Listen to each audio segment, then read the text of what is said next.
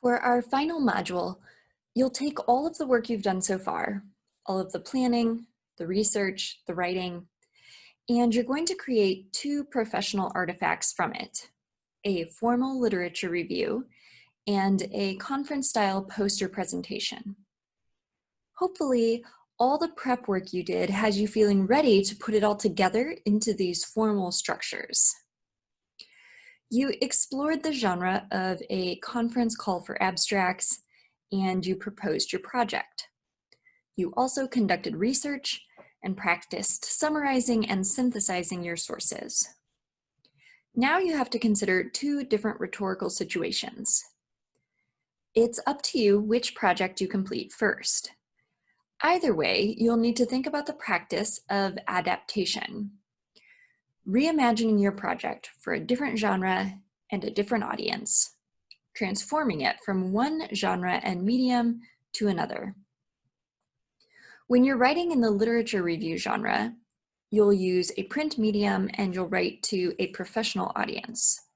You're imagining that your lit review could be published in a peer-reviewed journal and read by other nurses, other experts in your field. Your presentation will be a multimedia project. You'll use print, visual, and audio media as you create a poster and a talk to go with it. For this genre, you're imagining a broader audience, still professionals, since we're imagining this could be a conference presentation, but your audience could include nurses in other specializations, other nursing fields. You'll have to think about how to adjust your style and tone for each writing situation. As I said, you can choose which project you want to start with. You're going to complete each of these projects in 4 steps. First, you'll do a genre analysis by examining some sample literature reviews and sample presentation posters. You'll consider rhetorical, stylistic, and content-based elements of each genre in order to increase your understanding of the writing conventions of each. Then you'll create a plan. For your literature review, you'll write an outline.